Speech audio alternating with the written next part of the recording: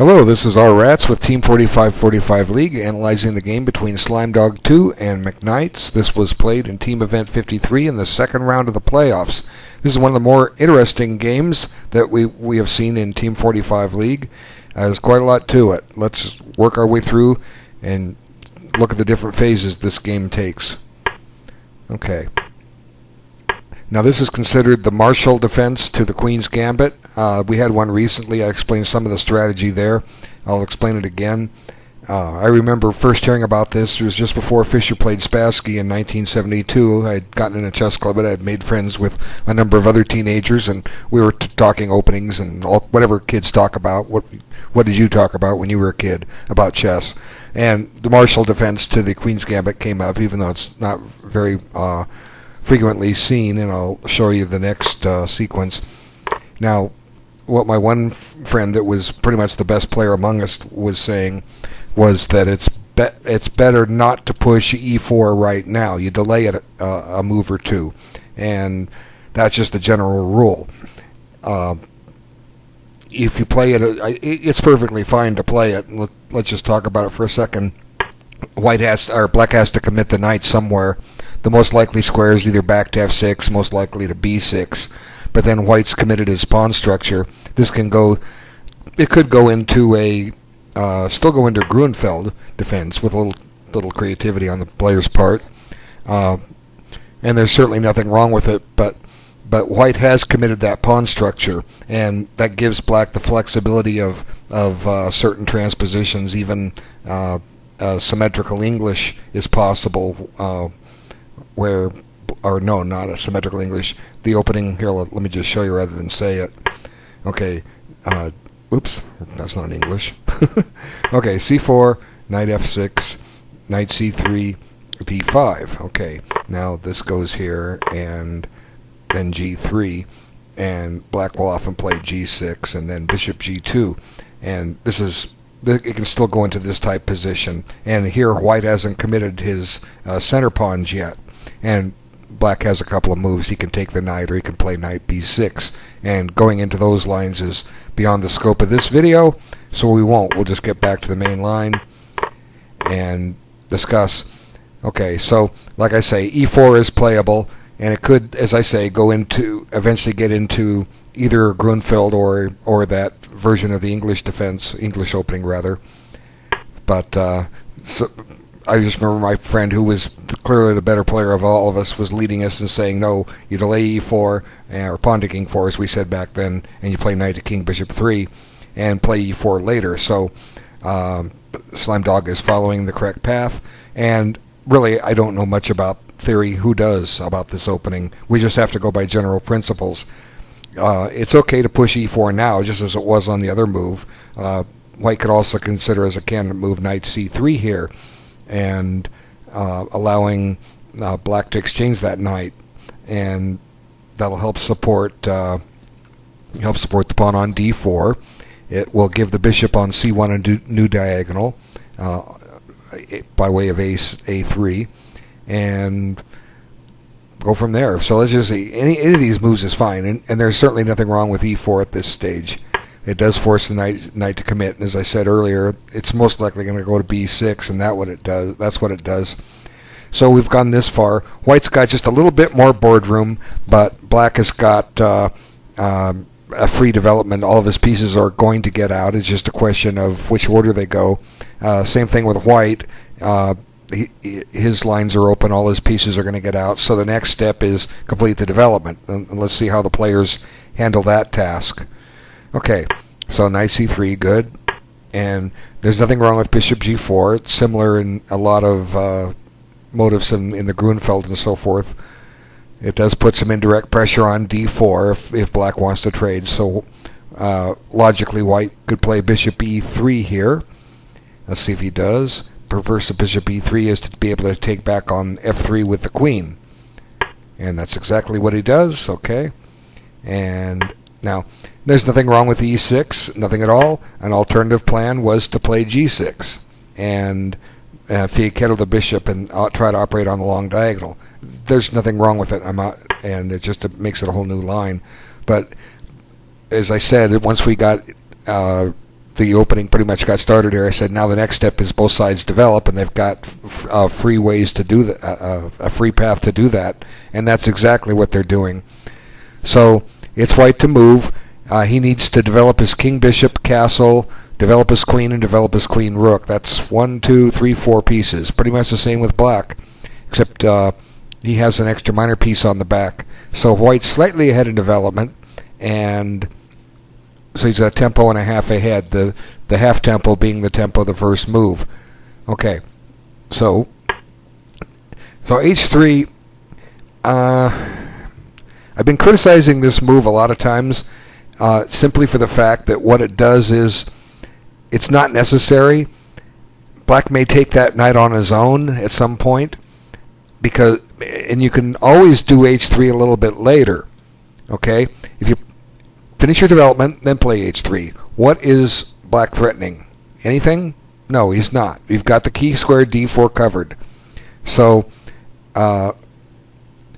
let's go forward a bit, and we'll come back to this, and you'll see why I do it. Okay, now black doesn't take. Okay, now white's committed to weakening his king side to chasing that bishop. Now all he's done is he's chased it to a square where it's now attacking e4. Yes, I know e4 is protected by the knight on c3, but there are thematic pins in this type of position meant to take advantage of that.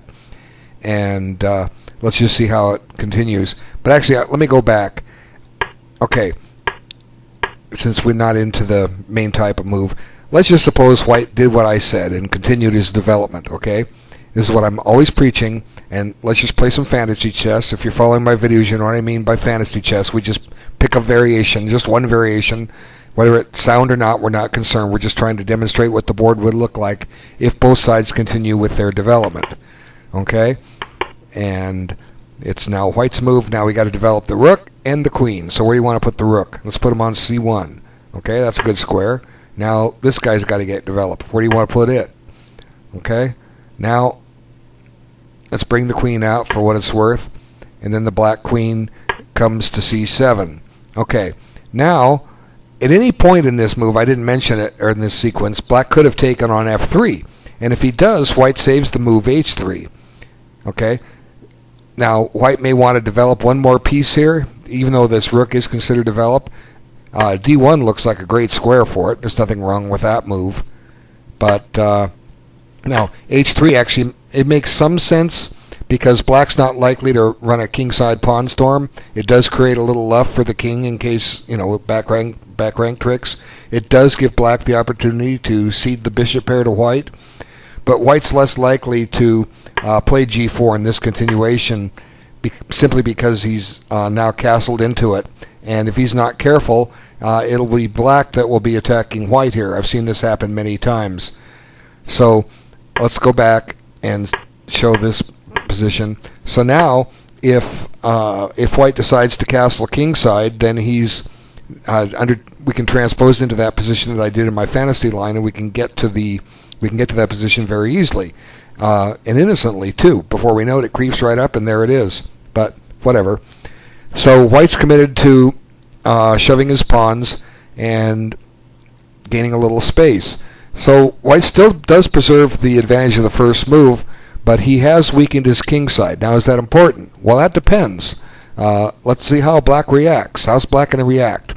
He still, as I said, has these pin motifs on the knight, but it's white to play. Okay, so now white decides he's going to commit to getting rid of that bishop. And we've seen this many times in league play. It's not always the best course. While you're busy collecting that bishop, you're allowing black to catch up in development. And that's exactly what black does. Plays a great move, and then he takes. Now, as I say, white's got the bishop pair, but the position is, right now, it's not one that really favors the bishops because they don't have a whole lot of open lines. Yeah, they've got some, but those center pawns are kind of getting in the way. And black's not committed yet to castling kingside, and for the moment it's hard to say exactly how white's going to progress. I guess he's going to play queen d2, bishop e2 or d3, castle long, and start shoving his kingside pawns, hoping black castles kingside, and maybe he's got something. But meanwhile, black's got some activity here. He can play moves like c5 at some point. Not yet. Well, yeah, he can do it now, but it's not his move. I mean, but he can play for c5. He can even play for e5 at some point, trying to open up the board a little bit so his knights can get better squares. And those knights can harass bishops very nicely. And then just go and grab the bishop pair back, okay? But let's just go forward and see what happens. So queen c2, okay, that's good. Get the development going. And now, does black dare risk castle short? Does he? Might not be the best idea. Queen c7 followed by 000 looks reasonable to me. Okay, but black finds this move. Now let's talk about it for a second. Let's go back. Okay, it wasn't my ideal candidate move. Why? Because black hasn't completed his development yet. Now that doesn't mean it's a bad move. But one thing I talk, as you know, I talk about my course, and I said it in this video already. Develop, okay? Got to get the guys out. It just gives you all the options. And sometimes an opponent will make a non-developing move, and then what I say is, well, if you're not sure what to do, keep developing. And maybe you can, you know, if it looks premature what your opponent's doing, maybe we can take advantage of it somehow. And white does come up with an interesting way to take advantage of it. Okay, so, but there was nothing wrong here with queen c7 with the idea of 000, you know, castling long. What's white going to do? He doesn't have enough firepower to break with d5 yet. As a matter of fact, this knight is pinned. So, for instance, if d5, this knight has no defensive purpose or aggressive purpose at all. It can never take on d5. So, for instance, pawn takes and knight takes, and you know, see what I'm saying? And black doesn't. Black has got full equality here. He's threatening to grab the bishop back, and his king is pretty safe. So, but the idea, you know, it's something I call hope chess. Black is hoping for something. What's he hoping for?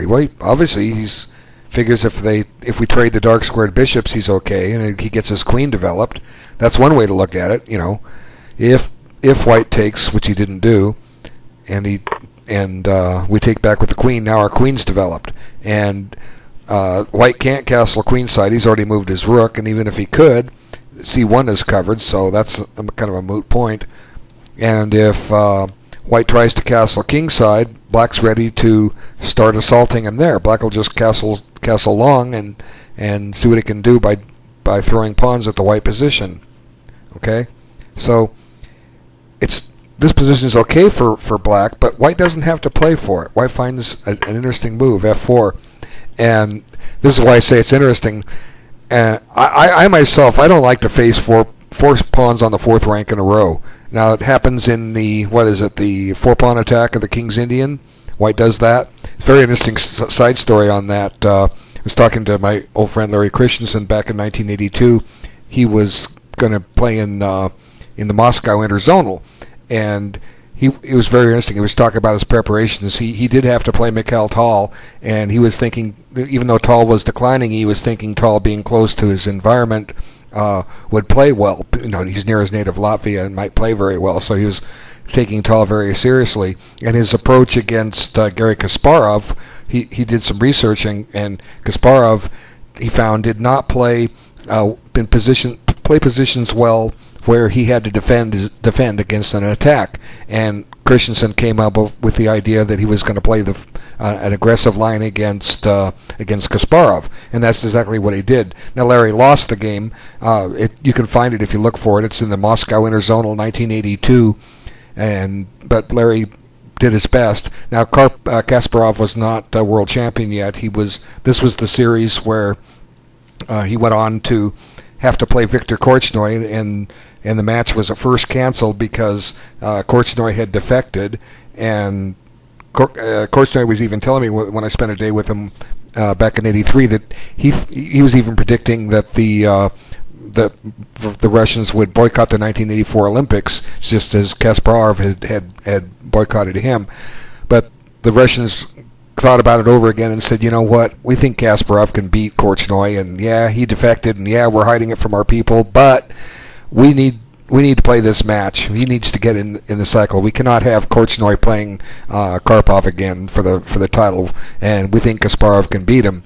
And thus the match did take place, and the rest is history. So that's an interesting sideline that I'll share with you. I hope you enjoyed that little tale. I remember a lot of things, and I'm here to share it all. So here's the fly in the ointment. If it is a fly in the ointment, okay, bishop h4 check. Now what this does is it displaces the white king from castling. But did white really want to castle kingside? Well, maybe he's okay here, because castling kingside, because maybe those pawns now are a nice fortress. I don't know. But this allows white to castle by hand with king d2 and king c1. So it's a very interesting choice, and I rather like the white position here. So I think bishop g5 was a mistake, because it just gave white a pretty strong position. And now black plays g5. Otherwise, white might play g5. Do you see the point behind that? Okay, let's just go back. Okay, if white can play g5, the bishop on h4 may eventually get embarrassed, and right now rook's having to guard it. Okay, you don't want your pieces guarding pieces. It's stuck there, and who knows, it might get surrounded and won, or never get into the game until later. I don't like to have to think 40 moves ahead, and if I can avoid it. But maybe there's some reason to it. It goes back to my thing about thinking deficiencies. We say, oh, I can't allow g5. Well, maybe there's a reason to allow g5. And that's beyond the scope of this. But, you know, like I say, I do these things to get you guys that are analyzing these games to sit down and work on them and find ideas. Because otherwise, as I said 100 times, these videos could be 20 hours long. There's so much to a game of chess. But anyway, with that in mind, g5 and now f5. Now, so g5 is good in a way. It takes away a little bit of the sting of the of those four pawns, and going back to that aforementioned four-pawn attack against the king's Indian defense. That's exactly what black does. He starts throwing pawns against the white pawn center and forces white to advance them, and then hopefully you're trying to make something a target. And now let's stop and evaluate this for a moment and see what we can come up with. Okay, black still hasn't completed his development. For that matter, neither is white. White's got a couple guys at home, okay? Here they are. And black's got a bunch of them not home. Now, technically, this rook is developed now since the H-file opened up, okay? It's kind of interesting how that works out. Sometimes you never move a piece, but it ends up being developed on the square it's at. So that's one side benefit of it. So both sides still have a little bit of development to catch up, black in particular. The knights are nice, but right now they don't have any outposts. And the purpose of this move is to try to get an outpost, or of going against the center. You're trying to get an outpost. So this somewhat weak in d5, but there's still one other problem here, and that's this pawn on d4. It's covering e5. So what I might consider as a candidate move is to try to get some activity and take advantage of the position of the black king. Let's just analyze it. It just came to mind right now. c5. We're playing hope chess with this analysis. We're hoping white does what we want, right? Okay, so now you get this discovered check, okay, and now the king runs away. Now there's the tempo on the queen. Well, we got to take care of the queen, right? There's a lot of ways to do it. How are we going to do it? Well, how about just bring the knight back to d7? And you look at that and say, but that undevelops it. Well, it's perfectly logical. Why? Because we were talking about getting a knight to e5. No, it can't get there yet, but it will get there. Now, there's certain other things in this position that we have to consider before we say this is a great move, but this is analysis. You must examine things to find out if they're good or not. You can't just say that's a bad move because of what? You're jumping the gun. You have to go through process by process each step and make an evaluation. If you can see as fast as a chess engine can and calculate a moves wrong, great. You're a wonderful blitz player, but you'll never be good at regular chess. Or you'll never be extremely good at regular chess, because you have to go through the thought processes of finding the right moves, because blitz chess is just full of blunders. And I don't care if you're 2500 blitz, you're never going to be good at standard chess if you don't sit down and analyze. And Don't tell me anything different, because I know. I've got experience, and you don't. Okay, I'm not trying to be cool. I'm just trying to make a point. Stay away from blitz chess. Okay. My methods worked. I became a chess master. I'm stronger now than I ever was before. And I'm learning more every day. So you can too. Doesn't matter your age. Right. So, what can white do in this position? How about f takes e6? Now that's an interesting move. Now suddenly black's got some weaknesses, but that's okay. We're looking for some kind of strategic imbalance here. Maybe we want to play. Maybe we want to play with some crazy things happening. Okay, that bishop is stuck. Well, at least it's doubly defended, and the rook's not tied down to it. Yes, black hasn't completed his development yet, but then again, neither is white. Where does white go to continue his development? Does this bishop really have any good squares? Not at the moment. It's got a pin on d5, but we can just kick it out. Let's just look at this. I'll show you what I mean. Hey, goodbye. Now you can take here. Well, you know what? We have a reinforcement to take its place. Now black has a pin, it's true, or white has a pin. You can try and work on that. And well, we just do what I've been saying we need to do and continue the development. Now we can play even queen e7, and if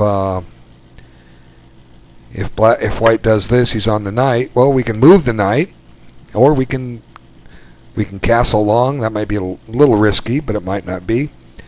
We can put the knight on f6. We can even put it back on c5. We can put it on e5. I mean, that's a terrific square for a knight. Wonderful square to have a knight on. What pawn is going to drive it away from there? None. Okay? Absolutely none. So, and now black can probably castle kingside safely. So white's going to have to rush a rook over here. Okay? Now, this is very double-edged, very, very unclear. But black's got potential here. He can play the knight back to g6, plan for e5, and then plunk the knight down on f4, blocking the file and finally getting ready to castle. White doesn't have enough to generate a kingside attack here. Black's got resources. So I'm not saying this was a perfect line. It's just a bit of analysis to show some of the potential that exists in positions, and you do that by just looking at moves and seeing what their purposes are. You don't have to memorize variations, especially like I say, it's wrong to spend all your time studying an opening variation, trying to commit it to the book to memory. Just look at the ideas, and everything will flow. Okay, so backing up, let's just go back to the original position. So, like I say, c5 is certainly a very interesting move here. Now let's stop and look at the clock. Okay, white has been taking his time. Good job, white. Black has been playing with his increment plus an extra 33 seconds. Let's see. I don't know what he played, even though I've gone through this. Let's look and see what he played. He took the pawn, and he did spend a couple of minutes on it. We'll give him that. Okay, but did he consider c5? I don't know unless he tells us. One of the purposes of me making these videos is I would like the participants to be in here explaining things, and a lot of you are doing that, and that's great. But a lot of these questions go unanswered, and I can't answer all the questions in a short video. I can just stimulate the discussion going. But I hopefully black can come in and say something, or white can. I hope. Hope my version of Hope Chess. I hope you guys will respond. Okay, so is black's choice good or bad? Hard to say. We don't know yet. Oop, hit the wrong button. Okay, e4, or takes. Now white takes an interesting way to recapture. I guess he's trying to maintain control over d5. That seems to be the purpose. So, whoops. If you take with the e pawn, black's going to get a knight into d5, which might not be all that great immediately, but black can prepare it with knight f6, and this is a position where black can probably castle short, but he's got to get developed. So it looks like white took the correct way. So this opens up some new interesting possibilities. White now has 3 pawn islands, black has 2. The h3 pawn is isolated in a weakness, but it's not something that black can exploit. But it is a weakness. E4 is kind of loose, but black has nothing aimed at it. He can try to provoke the pawn to E5 so he can get the D5 square under his control. It's still a game, but here's the problem still. You know, for both sides. There's the problems. Why aren't these men developed? Okay, I'll say it again. If you go, chess is war. If you're going to war and you leave part of your army back home and send the rest to battle, good luck. Okay, right? Okay. Especially if it's hand-to-hand fighting and you have a bunch of equal combatants. 40 against 20 is not going to is going to win every time. All right, it should.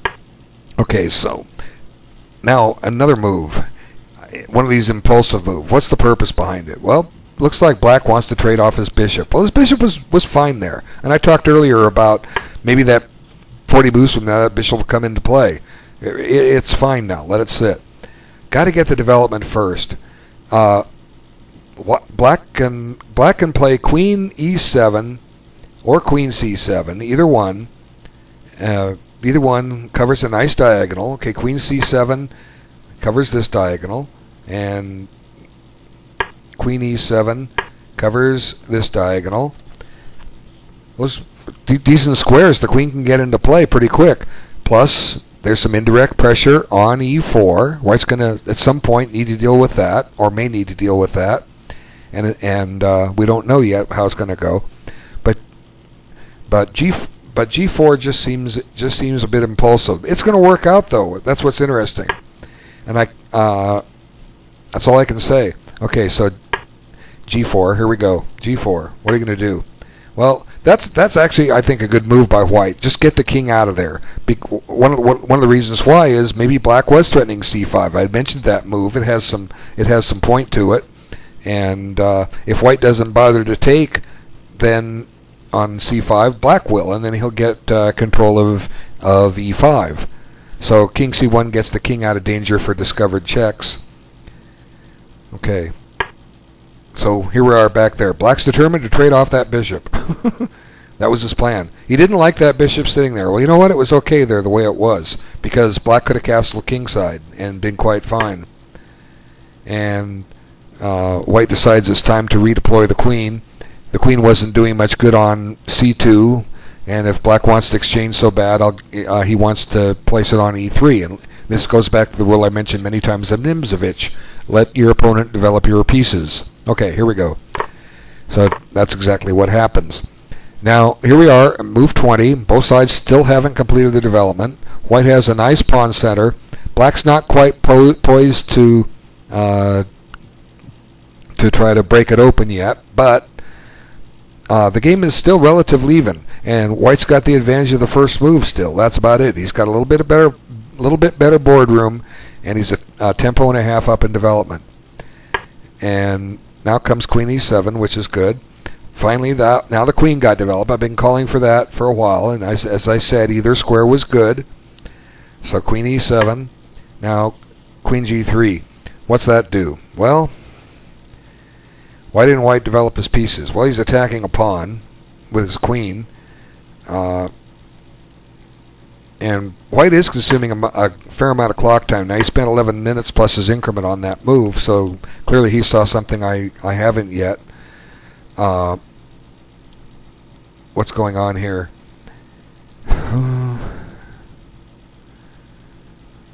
Well, I don't see what's directly threatening, so black should just take on h3. Well, actually, that's the point. You're going to attack g7. You want to take on g7. Well, you know what? Let him. Just play g takes h3, and when white plays queen takes g7, castle long. Let's see if that's what happened. Okay, now queen takes, and now we castle. Okay, now what's happened here? White can regain his pawn, right, and get his piece developed, but look what black can do. Oops, where's that queen go? I don't know where it goes. Can you show me? I don't see where. How can white avoid losing his queen? Well, he can bring his queen back right now. Okay. Now what's black do? Well, we've got that old move again that I said earlier. Break open the pawns, break open the center, if white pushes by, well, there's our outpost again. And, it's true black's going to be down a pawn, but that's a terrific square for a knight. And those white center pawns are pretty much immobilized. Yeah, white has a passed pawn. Yeah, true. But how are you going to use them if they're blockaded? Answer, you're not. Black can hold this position, even a pawn down. Pawns don't always count for everything. I know we all can tend to be a little bit materialistic at times, but white doesn't have anything here, period. Now maybe a super grandmaster come in here and show me a winning plan, fine, okay, but we're not super grandmasters. We're trying to get there. Okay, so black had a reasonable play right there. So what does black do? He castles. He gives up the pawn. Okay. So black is down a pawn, and he did find an interesting move. Now he should think about giving up the pawn on g7. But the whole point was black could have given up the pawn a better way by taking on h3. Okay. So knight f6. Now he does see the trick. Now white can't play queen takes g7 because he gets his queen trapped. But he doesn't see it. But unfortunately, black is now playing a pawn down in the wrong way. Black does not have control of e5, and he did in my line.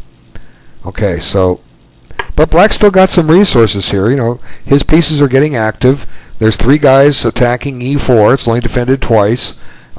If white pushes that pawn, black gets a new square for a knight. As I mentioned earlier, d5 is a great square for a knight too. e5 was a better one, but oh well. White defends. Now look at white's defending, black's attacking. So that's a reasonable price to pay for a pawn. What's black going to do next? Okay, queen b4. As I mentioned earlier, one advantage of being on e7 was you got that diagonal, and he utilizes it. Now there's some pressure on d4, so black's got some activity for the pawn. Maybe he didn't play it the best way, but he's certainly holding his own here. He could have done just a little bit better. And this is one of the reasons, one of the things I talk about when I talk about chess as a game of errors, and the higher rating, the fewer errors you're going to make.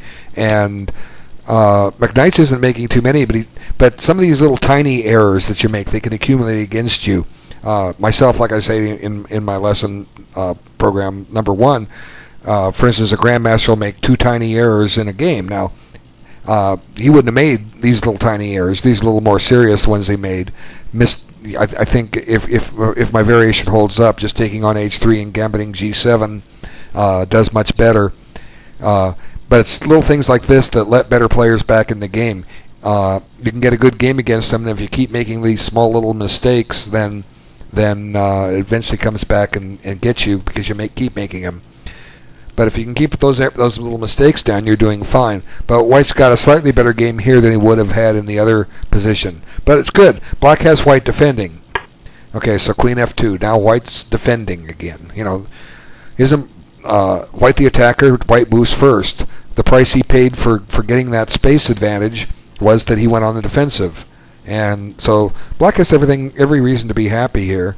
Now knight c4 looks like a great square for the knight. It keeps pressure on b2. Just my first impulse. You're not going to crack these center pawns open. They're all well defended, but white's not going to do anything with them either. So it's kind of a black position here, and white's very short of time. So I don't know. Why go for exchanges? I don't like to go for exchanges when I have a better position. Black's got positional compensation for his pawn. This is true, but knight c4 just keeps the pressure on. Okay, what's white going to do? He's got to find a move, right? He can't move his queen off the second rank. It's mate. So he can you could try a plan, which is kind of slow. h4, h5, h6, forcing black to take or face a pawn on the 7th rank, maybe, or on either g7 or h7, right? and then the rook could be a little white rook on h1 could be very aggressively posted on h6. But those are a lot of moves. Black's got time to do things himself, right? And but knight c4 just kind of puts the question to white. What's he going to do next? Well, he could play e5. Well, fine, let him. You know. And now we've got another attacker on here, and now we just take back with the pawn. Now there's a new file open up.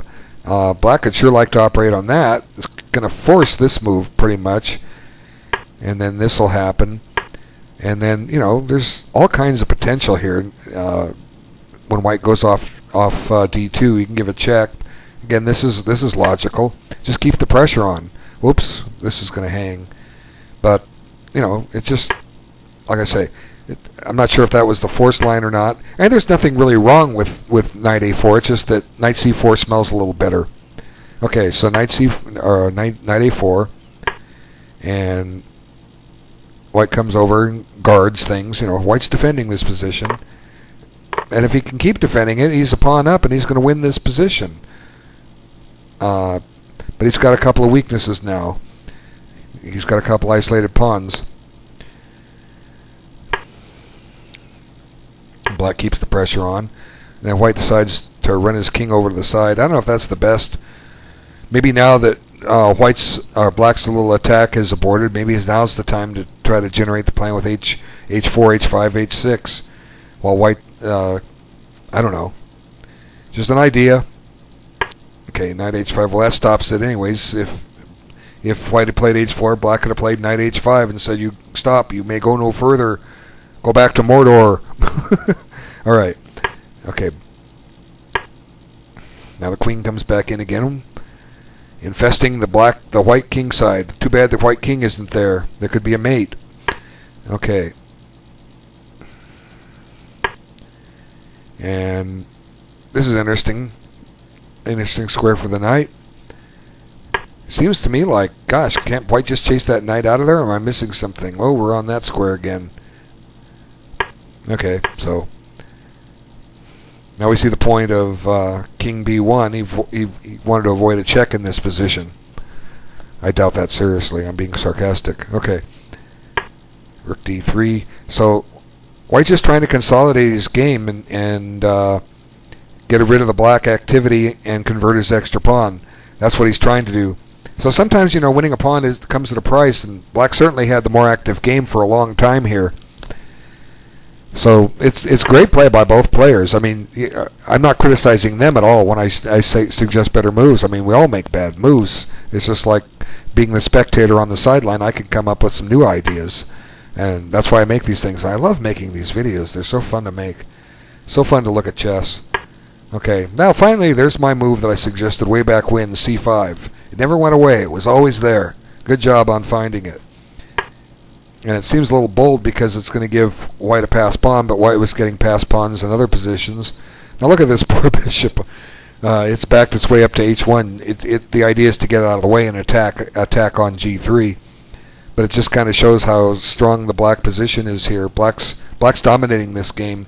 Unfortunately, he's down a pawn. If he'd kept his pawn, he would be seriously playing for a win here. But he's just still playing for a win. He's got an active enough game. Now white gets the queen exchange he wants, takes away some of the pressure. But the black knight is still active. That's just a little pest. And it's attacking the rook. If the rook goes to d2, for instance, or f3, the knight can go to d5, it appears, because taking advantage of a pin. Let's see what happens. And now that stops that. Now black can't play knight d5 because e1 is guarded, so white saw that possibility. Okay, so now because the black game was so active, all of a sudden that extra pawn is no more. So good job, very good job, black. You know, you had some other variations I suggested. What you played is working. So maybe white could have done better there. This is up to the players to show us. I can't solve everything. I'll say that again. That's a nice diagonal to be on, but unfortunately this pawn just can't get going quick enough to cause any real problems. Stop and tempo the bishop before f6 gets played. And bang, f6. And I have to like black here now. The reason is the black knight is better than that white bishop. That white bishop is just spectating. It's blocked in by its pawns. The knight is nice and active. There's threats of knight e. Well, no, not yet.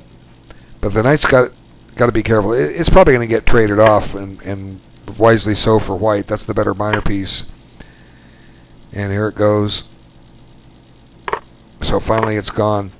Now, how to assess this position? So now we're one of these double rook and pawn endings. And I think that exchange helped white because that knight was so much better than the bishop. How do we assess this? Well, it's white to play. He's got... if white's going to win this, he's going to win it with the center pawns. That was his whole bread and butter out of the opening when he had those pawns on d4, e4, f4, and g4, right? That was his bread and butter. So what's left?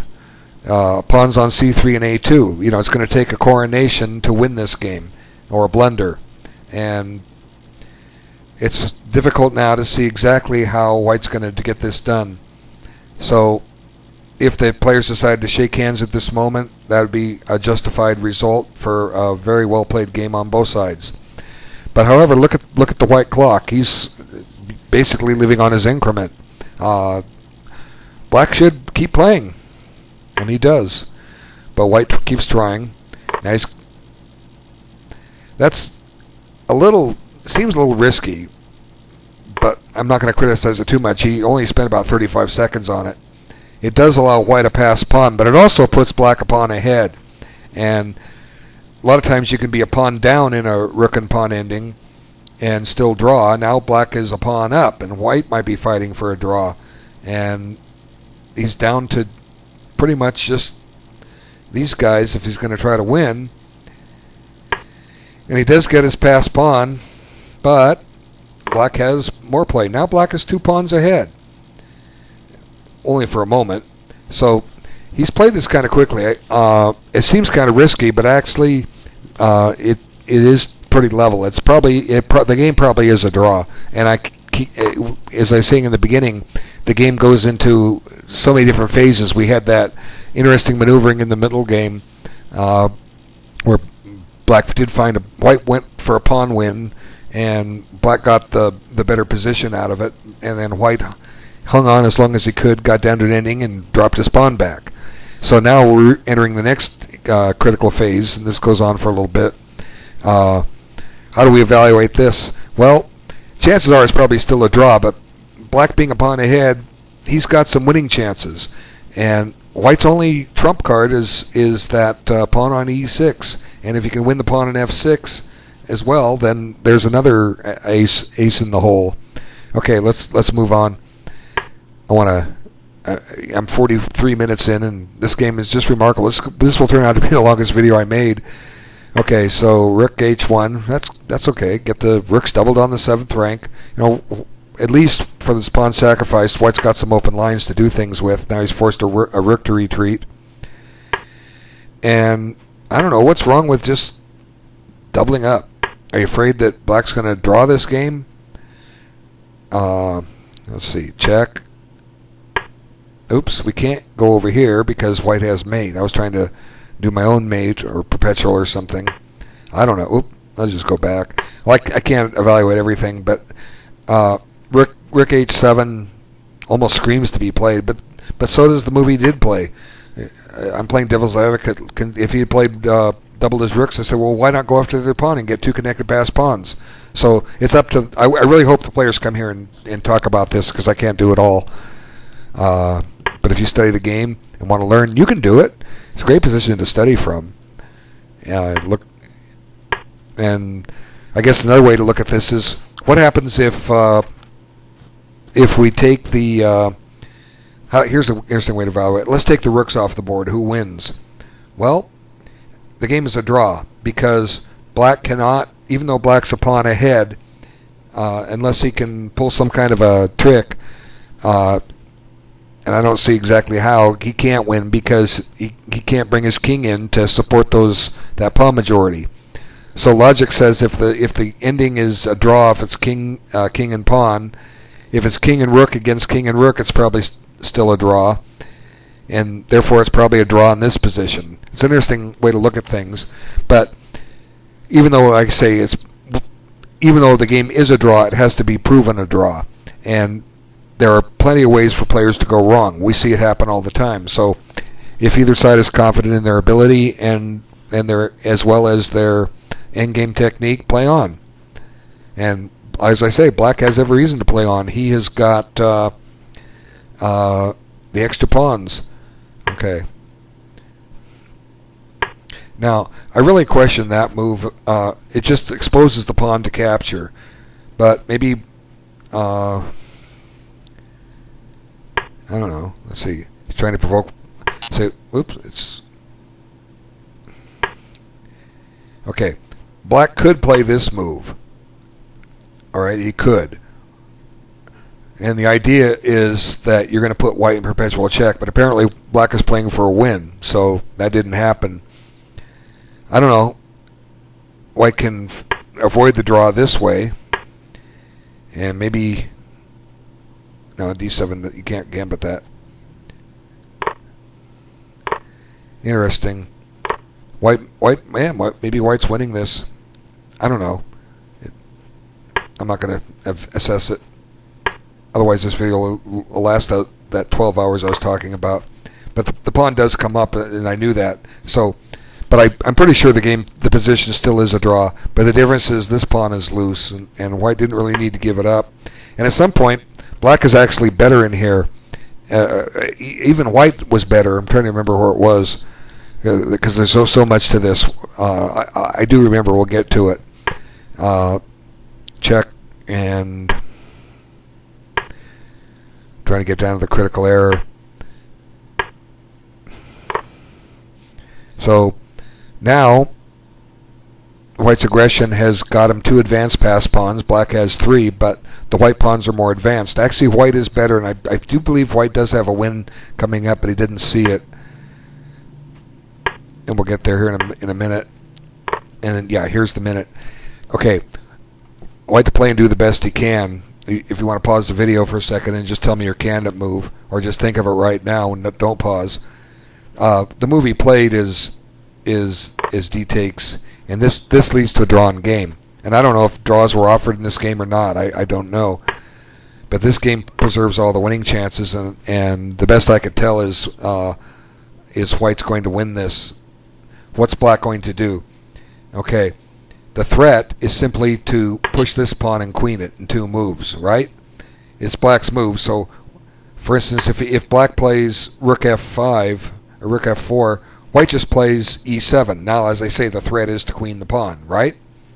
What's black do? Well, he has to play over here, right? Now this pawn comes up. How are you going to stop both pawns? Well, you're not. So let's go back. It seems to me to force this move. You have some checks at some point, but they're going to run out. Now how does white continue this? Well, what if he just pushes the pawn? Now how does black defend against f6 coming now? It's just a tempo behind the other variation. I don't see how. I believe white had a win, and he had time on the clock to catch it, but he didn't. So he took here, and the position is a draw. And white's advanced pawns will guarantee him that.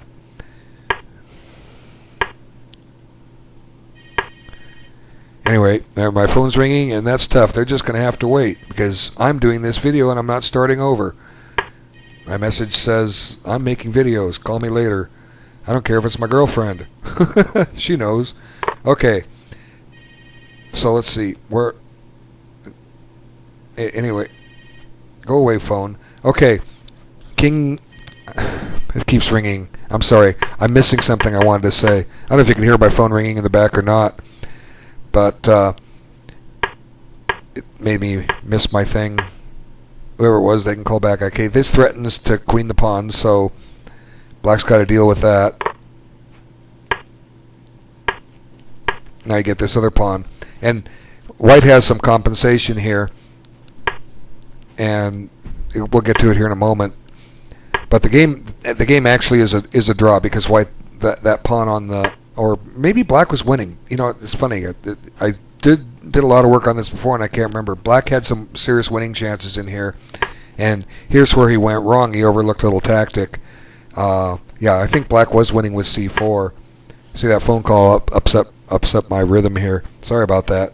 I don't even know who it was. I don't care who it was. They're just out of luck. My time's important. I mean, right now my time is yours. C4 shields the king and allows him to advance. Okay, and how's white going to stop the king from advancing? If he puts his king on either c3 or a3, then black will check with the rook and then march the king in. Okay,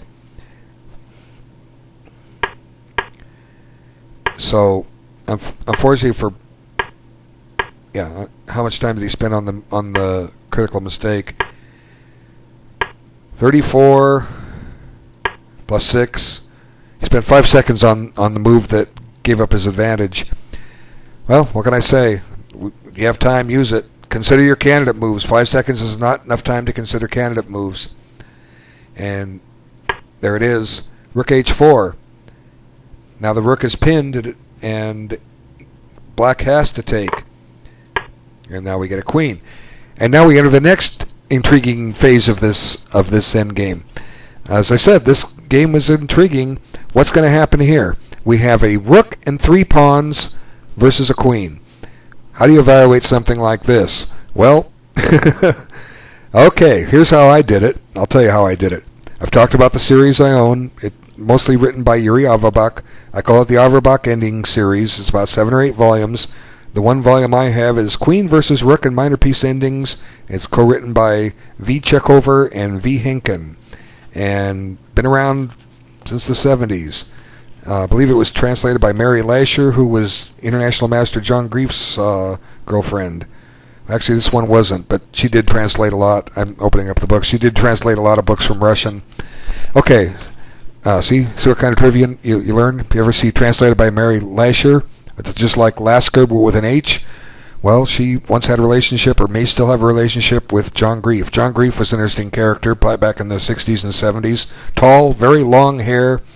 He would sit like a vulture on the top of his chair, and have his feet on the seat. He'd sit there and just stare down on you. Very interesting player. Was at least once U.S. co-champion back around 73. I don't remember, somewhere in there. John Grief, or Griefy, Grefe. I don't think he plays anymore. He's got to be mid 60s by now, because I know my age, and people don't go backward in time. But anyway, back to this. That's my source. I just love to talk about chess. It's very interesting. How do you evaluate these things? Well, if it's just a queen versus 1 pawn, if the pawns are advanced beyond the second rank, the general rule is that the queen wins. Otherwise, black can construct a fortress. If the pawn is up, if the 1 pawn is up on the second, third rank or farther, black has room, or the queen has room from behind to infiltrate and eventually force the win of the pawn. And that's a whole other lesson altogether. You're welcome to look up on your own, but it's beyond the scope of this video. Now, queen versus 2 pawns, especially when they're a 2 side pawns, this is often a win for the queen. And the point is that the queen will just do some similar maneuvers as I explained, and black can't set up a blockade. But you'll have to do the work on that. Now, what about queen versus rook and 3 pawns? Well, guess what? It's not in this book. Now, I have the other endgame series I've referred to by Sharon, which is written in German, and I don't have it handy, so I didn't get a chance to look at it. I didn't do any research on the internet or on a database. I don't care. I don't need to know all that stuff. But 3 pawns is a draw, I've determined. There's enough in there that black has enough compensation. There's got to be some point when the game goes from a loss to a draw to a win. I mean, a rook and 8 pawns is probably a win, right? And if a rook and 1 pawn's a loss, a rook and 8 pawn has to be a win, right? So there must be a draw somewhere in between, and I think 3 pawns isn't, because sometimes even 2 pawns draws.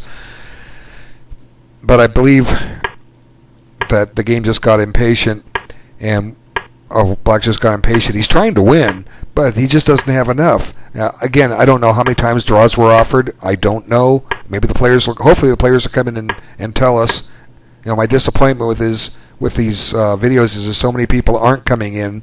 They're getting videos made. They probably don't even know they exist, or they're too bashful or embarrassed to say anything. Why be? I'm very open. I talk about everything about the games. I'm trying to help everybody. All right. Come on, talk to me. So, it looks here that White is threatening a mate here. Black's got to be careful about that, right? Does that look like a mate to me? But it's Black's to play. He's in check. He's got to get out of check, and that takes away the mate. Excuse me. So there is some risk of having that king on that far down the board. But at the same time, Black does have his fortress. The rook is secured by the pawn on c5, and the pawn on c5 is secured by the pawn on b6, and the pawn on b6 is secured by the rook on b4, and the pawn on a4 is just a little bonus pawn.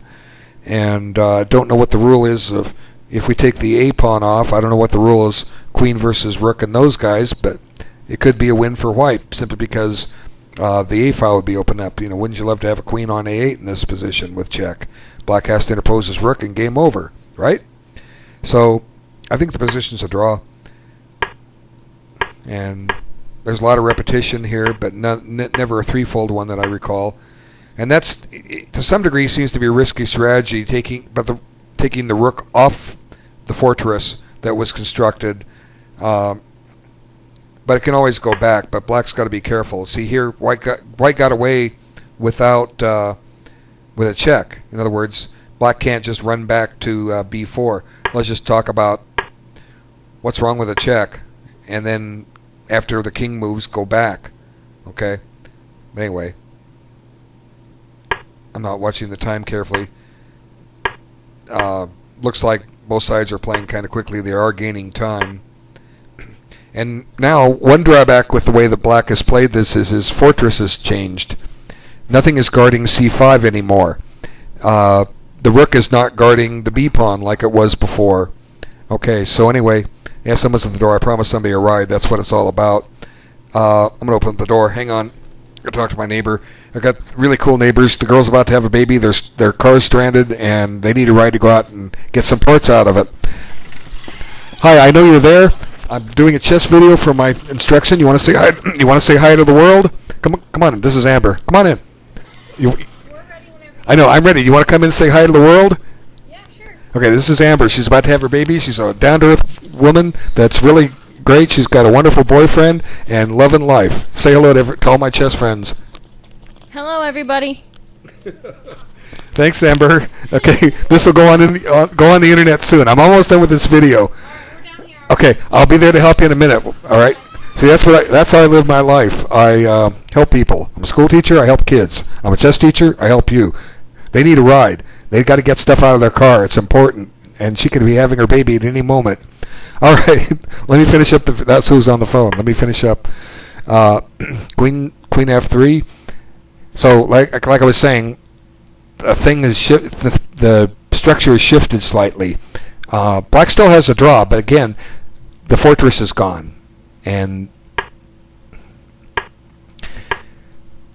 it just goes back and forth a little bit, and nothing wrong with checking. Then just put the rook back. Black still has his fortress, but here's where Black went wrong. Unfortunately, how much time did he spend on this move? For 12 plus 3 is 15. He spent 30 seconds. Now, White to play and do the best he can. Okay. Pause the video. Did you solve it? You're back? Well, it's unfortunate he made this mistake. It's a long game. Things can happen, but White suddenly wins with Queen D2 check. Did Black analyze that? Because the king no longer has B5 as a flight square. So, wonderful game, guys. The video is an hour long. It's very entertaining, very instructive. I hope at least one of you gets in here and talks about this game, I hope somebody talks about this game. That's what I'm here for, to help. All right? I want to thank everybody for their time and look forward to seeing you all soon with another video. Take care.